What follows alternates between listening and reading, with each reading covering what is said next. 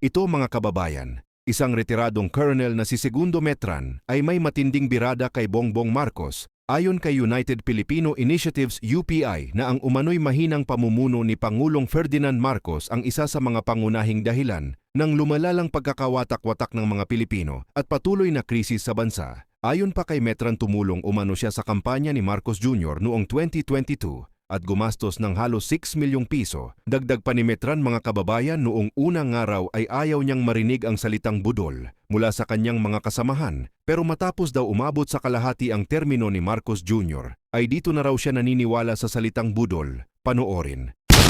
Because of Marcos, na-divide ang Pilipino. Nahating tayo. Tayo mismo Pilipino. Because of Marcos, na-divide ang Pilipino. Nahating tayo. Tayo mismo Pilipino, nag-away-away.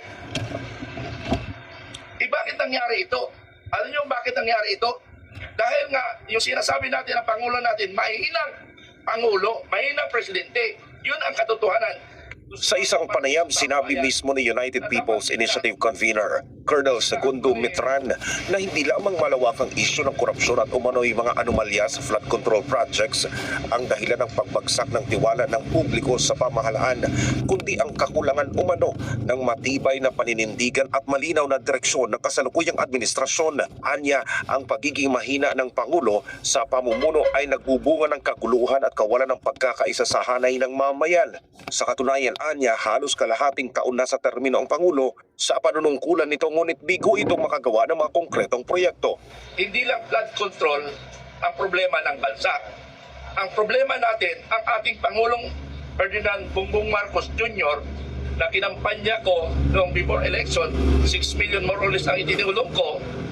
Pero naramdaman ko after 1 year, mukhang actually hindi ko tinatanggap yung salitang bodol, nagagalit ako sa mga kasama ko, budol. Pero after 1 year, parang na-realize ko parang totoo. So ngayon, after 3 years na, ay talagang budol nga.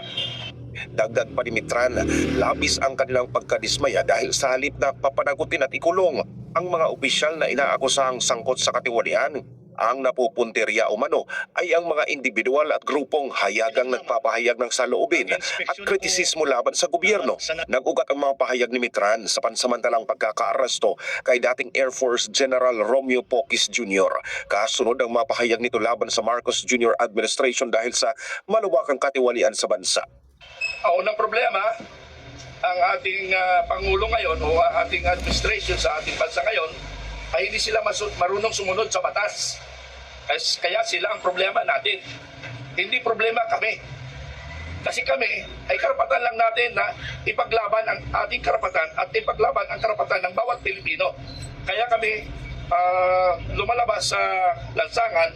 Samantala, ayon naman sa pananaw ng ilang Pilipino, may mas mataas pang mga opisyal ng pamahalaan na mas may kaalaman at pananagutan sa patuloy na kaguluhan at korupsyon sa bansa.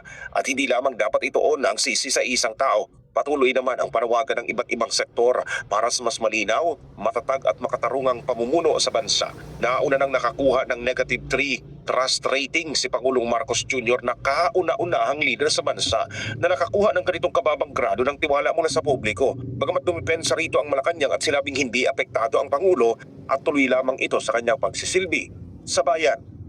Para sa Diyos at sa Pilipinas kung mahal, nag-uulat Paul Montalvo.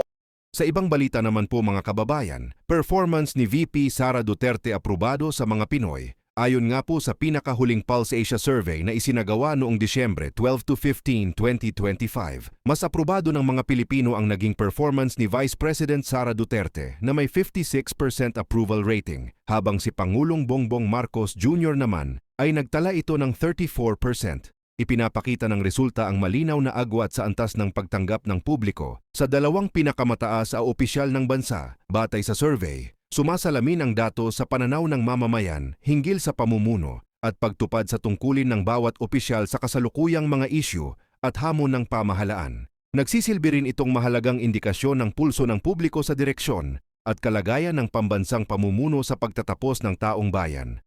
So courtesy pala ito mga kababayan mula sa PDP Laban. Maraming salamat po